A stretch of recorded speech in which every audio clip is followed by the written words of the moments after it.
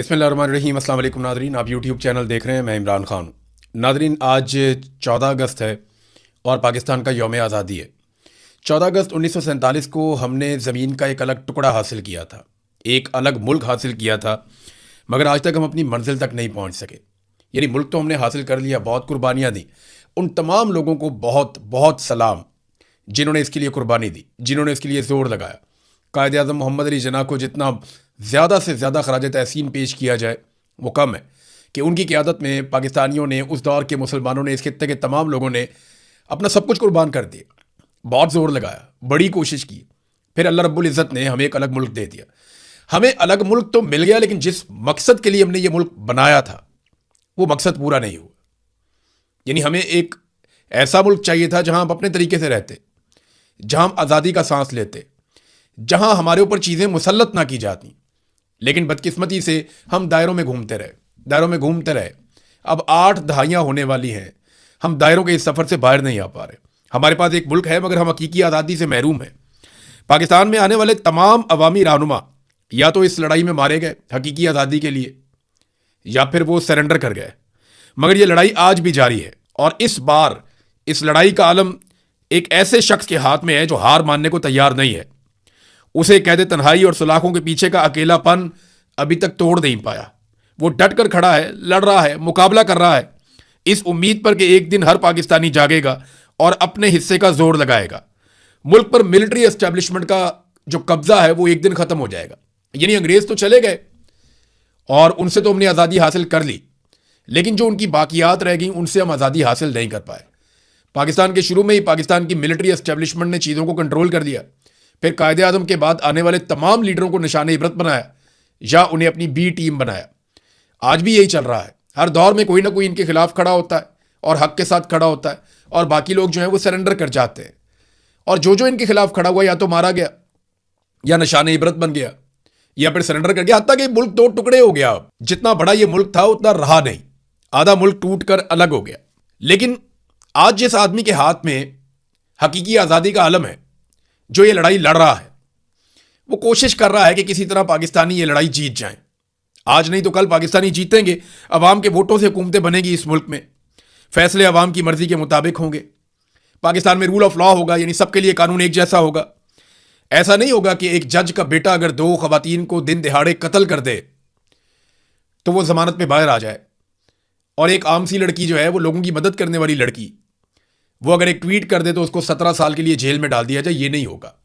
जब पाकिस्तान हकीकी तौर पे आज़ाद होगा तो फैसले सबके लिए एक तरह से होंगे। इजहार राय की आज़ादी होगी, सब पाकिस्तानियों को तहफ़्फ़ुज़ मिलेगा, बुनियादी इंसानी हुकूक मिलेंगे, अदलिया और पार्लियामान आज़ाद और खुद मुख्तार होगी। आज ये अलम कायदे आज़म के बाद आने वाले रहनुमाओं के हाथों से गुजरता हुआ अब बिलाखिर इमरान खान साहब के हाथ में है, और वो उसे गुज़िश्ता कई सालों से गिरने नहीं दे रहा। इमरान खान ने अलम थामा हुआ है। जहां मैं पाकिस्तानियों को कहूँगा कि आपको जश्न आज़ादी मुबारक, वहीं मैं हर उस मुजाहिद को सलाम पेश करूँगा जो पाकिस्तान बनने से पहले और आज के दिन तक आज़ादी से लेकर हकीकी आज़ादी तक इस लड़ाई का हिस्सा रहा। नाज़रीन, जश्न आज़ादी की तकारीब हो रही हैं, बहुत सारी जगहों पे बहुत बड़ी तादाद में लोग निकले हैं। हुकूमत की जो सियासी जमातें हैं वो इस कदर बेबस हैं कि जश्न आज़ादी की तकारीब में मैंने उनकी एक और तरह की बेबसी देखी। वो बेचारे कभी कहीं से कोई वीडियो उठा के लगाते हैं, कभी कहीं से कोई वीडियो उठा के लगाते हैं, और वीडियो लगाते हुए इस बात का बहुत ख्याल रखते हैं कि कहीं पाकिस्तान तहरीक इंसाफ का कोई झंडा या रंग बीच में नजर ना आ जाए। हत्ता कि कोशिश करते हैं कि जितना दूर से हो सके वहां से शॉट लें ताकि लोग भी ज़्यादा नजर आए और तहरीक इंसाफ का कोई झंडा भी नजर ना आए, और उसको अपने खाते में डाल लेते हैं। यही बहुत बड़े बड़े अवामी इज्तिमात हुए, हर साल होते हैं, लोग निकलते हैं, लेकिन सियासी जमातें इतनी बेबस हो गई हैं, नून लीग, पीपल्स पार्टी, खास तौर पर MKM और बाकी जमातें भी, कि लोग तो इनके लिए निकलते नहीं हैं। तो जहां पे लोग किसी और काम के लिए निकलते हैं वो दिखाते हैं, जनाब ये देखें लोग बाहर निकल आए, ये देखें लोग कितने खुश हैं, ये देखें जी लोग हमारे लिए निकले। आपके लिए नहीं निकले, ये लोग हर साल निकलते हैं।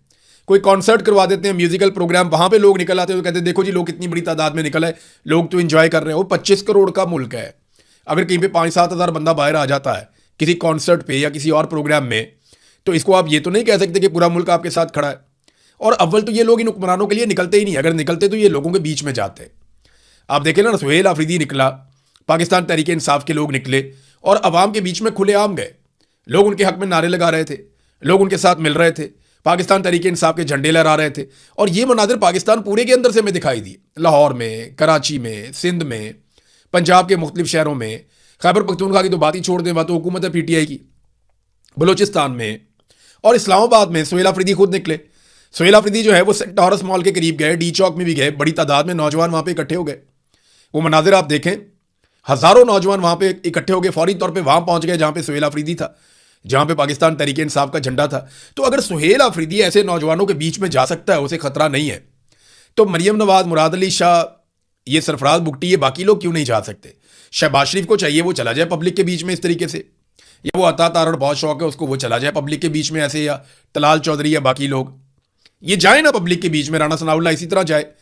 इन्हें तो बेचारों को इनडोर प्रोग्राम करने पड़ते हैं, बंद दरवाजों के पीछे, कैप्टिव एनवायरनमेंट के अंदर। यानी ये करते ही हैं, चारों तरफ सिक्योरिटी खड़ी करते हैं, सिक्योरिटी खड़ी करके गाड़ियों का रुख मोड़ देते हैं, इस रास्ते से भी कोई नहीं गुजरेगा। फिर अपना सेलेक्टिव क्राउड इकट्ठा करते हैं, वहाँ पे जाके अपना प्रोग्राम करते हैं। जैसे कि इन्होंने अभी एक इफ्तिताह किया है, मार्का हक के मामले में कोई यादगार बनाई है, वहाँ पे इफ्तिताह किया है। और वहाँ मुकाबला पता किस चीज़ का, वज़ीर आज़म के और सदर के बीच में, कि फील्ड मार्शल की ज़्यादा अच्छी तारीफें कौन करता है। लगा के इन्होंने जूते पॉलिश किए दोनों ने। सदर और वज़ीर आज़म में मुकाबला था, ये जमहूरी मुल्क है पाकिस्तान, यहाँ पे सदर और वज़ीर आज़म में मुकाबला ये था कि एक सरकारी मुलाजिम है फील्ड मार्शल आसिम मुनीर, उसकी ज़्यादा तारीफें कौन करता है। यानी खुले अवाम के बीच में जो है ना, वो खुले आम सिर्फ पाकिस्तान तहरीक इंसाफ के लोग आए और कोई भी नहीं आया। अच्छा, जहाँ पे लोग निकले ना, वो या तो पाकिस्तान के नारे लगा रहे थे या इमरान खान के नारे लगा रहे थे। एक तरफ जो मुस्तरद शुदा शक्लें हैं वो लाइव ट्रांसमिशन में फील्ड मार्शल की खुशामद कर रही थी, तो दूसरी तरफ अवाम सिर्फ अपने मकबूल लीडर इमरान खान के नारे लगा रही थी। जरदारी साहब ने कहा जी कि ट्रंप कहता है कि हमारा फील्ड मार्शल है। नहीं नहीं, ये हमारा फील्ड मार्शल है। आप अंदाजा करें ये क्या, ट्रंप ने कभी नहीं कहा कि ये अमेरिका का फील्ड मार्शल है। ट्रंप किसी और तरह कहता है, माई फेवरेट फील्ड मार्शल, मेरा पसंदीदा फील्ड मार्शल है, मेरी बात मानता है, मेरे मुताबिक चलता है, यानी मेरे से कभी भी हुक्मदूली नहीं करता, मेरे मुताबिक चलता है। तो अमेरिका तो बहुत प्यार करता था ज़ियाउल हक से भी, जिसने जुल्फ़िकार अली भुट्टो को फांसी दिलवा दी थी। तो उसके बारे में क्या ख्याल है जरदारी साहब का या उनके ख़ानदान का? मामला ये कि अमेरिका की खुशामद करना या अमेरिका को पसंद आ जाना इस बात की दलील नहीं है कि ये आदमी पाकिस्तानियों को भी पसंद आएगा। हाँ, ये ज़रूर है कि वो पाकिस्तान के अंदर इक़्तिदार में अपना बड़ा हिस्सा निकाल लेता है, क्योंकि पाकिस्तान अमेरिका के ज़ेरे तसल्लुत रहा है बड़े लंबे अरसे से। तो जरदारी साहब ने काफ़ी गेम उठाई। तो ट्रंप ने कभी नहीं कहा कि आवर फील्ड मार्शल, के हमारा फील्ड मार्शल है, अमेरिका का फील्ड मार्शल है, उसने कभी नहीं कहा। वो कहता है माई फेवरेट फील्ड मार्शल, अपना ज़ाती वो कहता है। तो जो बर्बादी के जिम्मेदार दोनों ख़ानदान हैं, वो अपने वफादारों के साथ और अपने मालिक फील्ड मार्शल आसिम मुनीर के साथ एक तकरीब में थे, जिसके लिए सारा इलाका बंद किया हुआ था। उसके लिए लोगों ने बड़ा लिखा भी है सोशल मीडिया के ऊपर कि पूरा का पूरा एरिया बंद कर दिया गया और सिर्फ एक सूबे की वज़ीर आला मरियम नवाज़ को वहाँ पे बुलाया गया। बाकी जो पाकिस्तान के सूबे हैं उनमें से किसी वज़ीर आला को वहाँ पे मदऊ नहीं किया गया। वो फील्ड मार्शल के बिल्कुल साथ पहलू में खड़ी थी, तो और किसी को ये मौका नहीं दिया गया कि वो आएँ और आकर इस तकरीब के अंदर शामिल हो जाएँ। मेरे ख्याल में शायद किसी और को दावत भी नहीं दी गई होगी। तो मरियम नवाज़ साहब, आपको पता है, क्योंकि शरीफ ख़ानदान और फील्ड मार्शल आसिम मुनीर ये बहुत करीब है आपस में, तो शरीफ ख़ानदान के लिए हमेशा गुंजाइश निकाल कर रखते हैं। लिबर्टी चौक में ज़हीम लगारी साहब गए, उन्होंने एक बड़ी अजीब चीज़ दिखाई, और वो वीडियो में देख रहा था कि वहाँ पे कायदे आज़म के इक्का दुक्का पोस्टर थे। जिस आदमी ने पाकिस्तान बनाया, कायदे आज़म मोहम्मद अली जिन्ना, जिसका सबसे बड़ा एहसान है, उसकी इक्का दुक्का तस्वीरें, और मरियम नवाज़ की, नवाज शरीफ की, शहबाज शरीफ की, फील्ड मार्शल की, इनकी सैकड़ों तस्वीरें लगी हुई हैं, हर जगह पे तस्वीरें लगी हुई हैं। इन्होंने पिछले साल भी यही किया था, ये इस साल भी यही कर रहे हैं। पिछले साल भी हमने प्रोटेस्ट किया था, यार कायदे आज़म की फ़ोटोज़ तो लगा दें भाई, ये कायदे आज़म का फ़ोटो लगाए ना, कौम कायदे आज़म को मानती है। आपको तो कभी वोट देना या नहीं देना, फील्ड मार्शल खुद तो इलेक्शन लड़ भी नहीं सकते, वो एक सरकारी मुलाजिम है, उनकी फ़ोटो आप लगा रहे हैं, लेकिन कायदे आज़म का फ़ोटो तो लगाए ना भाई, जिसने कायदे आज़म ने पाकिस्तान बनाया, जिसने ख्वाब देखा, लामा इकबाल, शायर मशरिक, उनका फ़ोटो एक भी नहीं है, उनका फ़ोटो लगाया ही नहीं। पाकिस्तान पता है कितना आज़ाद है? मैं आपको एक और मिसाल दे देता हूँ। पाकिस्तान बस इतना ही आज़ाद है कि कायम अली शाह की बेटी को जो एक्सटेंशन दी गई कि 3 साल मजीद इसको नौकरी दे दी जाए, आखिरी दिन जब नौकरी ख़त्म हो रही थी तो 3 साल की और नौकरी और मुराद वगैरह सारा कुछ मिल गया। तो इस पे जो प्रोफेसर मुतासिर हुए, उन्होंने जो लेटर लिखा उसमें फील्ड मार्शल को लेटर लिखा। अंदाज़ा करें आप, यानी फील्ड मार्शल का एजुकेशन से क्या लेना, इन मामलात से क्या लेना। लेकिन क्योंकि पाकिस्तान का सारा निज़ाम ये जानता है कि अगर कोई ताकतवर आदमी है जो हर चीज़ को कंट्रोल करता है, जो पाकिस्तान में अन्नदाता बना हुआ है, तो वो पाकिस्तान का आर्मी चीफ होता है। और पाकिस्तान में वज़ीर आज़म से, वज़ीर आला से, सदर से सबसे ज़्यादा इख्तियारात आर्मी चीफ के पास होते हैं। हालांकि वो एक सरकारी मुलाजिम है। सरकारी मुलाजिम के पास जब इतने सारे इख्तियारात आ जाते हैं, इतनी फैसला करने की पावर आ जाती है, तो क्योंकि सरकारी मुलाजिम का एक माइंड सेट होता है कि वो अपनी कुर्सी से बाहर नहीं सोचता, वो अपनी कुर्सी तक उसकी सोच महदूद रहती है, वो वहां बैठना चाहता है लंबे अरसे के लिए, तो वो तमाम चीज़ों को अपनी कुर्सी के गिर्द घुमाता है। वो पाकिस्तान का, मुमलिकत का, बाकी चीज़ों का वो बड़े पैमाने पे नहीं सोचता। वो ऐसा नहीं सोचता कि ये करने से ये हो जाएगा, वो उसकी बड़ी महदूद सोच होती है। सरकारी मुलाजिम की सोच कभी भी किसी सियासी रहनुमा से मुकाबला कर ही नहीं सकती। नादरीन, ये एक और चीज़ मैं आपको दिखाता हूँ। ये देखें ना, ये कुछ दावे सामने आ रहे हैं गुज़िश्ता चंद दिनों से, क्योंकि मईशत के बारे में बहुत बड़े बड़े दावे किए हुए थे। ये फील्ड मार्शल का स्टेटमेंट है, और नादरीन ये स्टेटमेंट है 3 साल पहले का, 10 जुलाई 2023 का स्टेटमेंट है। पीर वाले दिन ये छपा था 10 जुलाई 2023 को। खबर ये थी कि 1 साल में मईशत ठीक हो जाएगी, मायूसी की बातें, प्रोपेगेंडा हैं। Army chief Asim Munir. अब सियासतदानों की, हुक्मरानों की मईशत ठीक हो गई होगी, फील्ड मार्शल के लिए तो बहुत अच्छा हालात हैं, यानी उनके तो सारी उंगलियां घी में सर कढ़ाई में, क्योंकि देखें ना, उनको तो मिल गई एक्सटेंशन भी और इस्तिस्ना भी, ताहयात फील्ड मार्शल का ओहदा भी मिल गया, तो उनके लिए तो सब कुछ ठीक हो गया। लेकिन पाकिस्तान की मईशत क्या बेहतर हुई? सवाल ही पैदा नहीं होता। बिल्कुल बेहतर नहीं हुई। हाँ, जजों की मईशत हाल ही में बेहतर हुई है। यानी जो सुप्रीम कोर्ट के जजेज हैं उनकी तनख्वाहों में 4 लाख रुपए तक का इजाफा कर दिया गया है, और जो हाई कोर्ट के जजेज हैं उनकी तनख्वाहों में 1,10,000 रुपए तक का इजाफा कर दिया गया है। मैं तो कहता हूं 10-10 लाख और इजाफा करें, लेकिन खुदा के लिए इंसाफ तो फराम करें ना, लोगों को इंसाफ तो मिले। जजेस इंसाफ दे नहीं रहे, तनख्वाहें बढ़ रही हैं।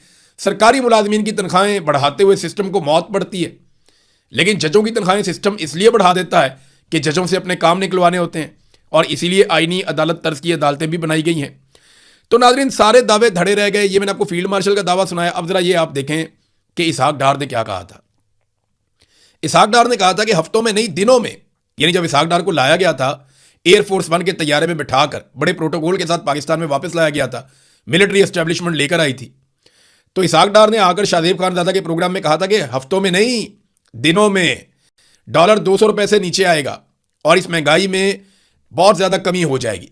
ना अब तक महंगाई कम हुई, ना अब तक डॉलर नीचे आया।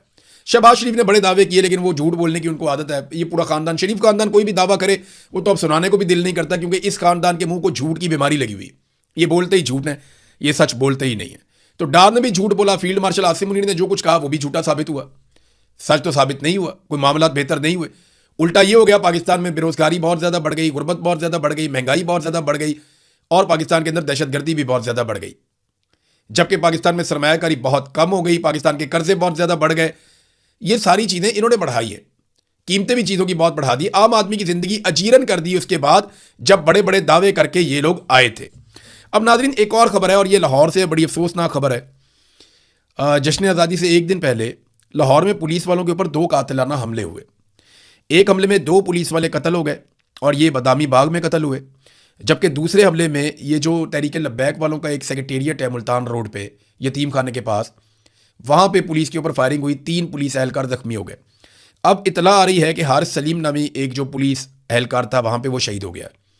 तो 2 या 3 पुलिस एहलकार शहीद हो गए हैं, 5 के ऊपर अटैक हुआ है, और इसकी जिम्मेदारी भी कबूल की एक ऐसे शख्स ने जिसके भाई को पुलिस मुकाबले में मारा गया था। जमातुल अहरार कहा जाता है कि शायद उससे ताल्लुक है। और फौरी तौर पे पुलिस ने CCTV फुटेज भी जारी कर दी है इन वाकयात की। सवाल ये पैदा होता है कि यहाँ पे मुल्जिमान पकड़े ही नहीं गए, और पुलिस वाले कत्ल हो गए, उन्हें गोलियां लग गईं, लेकिन पुलिस ने CCTV फुटेज जारी कर दी।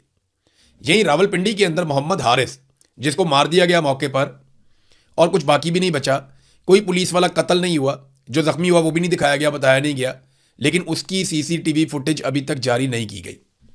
सवाल ये पैदा होता है कि इन वाकयात जो ज़्यादा हसास हैं, जहाँ पे पुलिस वाले शहीद हो गए हैं, जहाँ पे ज़्यादा फुटेज छुपाने की ज़रूरत थी, अगर छुपानी थी इन्वेस्टिगेशन के लिए, तो यहाँ पे जारी कर दी। रावलपिंडी में जहाँ सारा काम ही मुकम्मल हो गया, वहाँ पे CCTV फुटेज अभी तक जारी क्यों नहीं की गई? क्योंकि उसको प्रोपेगेंडा के लिए इस्तेमाल करना है। तो ये फुटेज पाकिस्तान तहरीक इंसाफ को मांगनी चाहिए, क्योंकि पाकिस्तान तहरीक इंसाफ को टैग किया गया है इस इंसिडेंट के साथ। असेंबली में जाएं, वहाँ पे खड़े होकर फुटेज मांगें, हर जगह पे जाएं, वहाँ पे जाके जोर लगाएं, कोशिश करें कि इसकी फुटेज निकलवाई जाए, और इसकी फुटेज निकाल के देखें कि एक्चुअली इसमें हुआ क्या था। अब तक के लिए इतना ही। अपना ख्याल रखिएगा, अपने इस चैनल का भी। अल्लाह हाफ़िज़।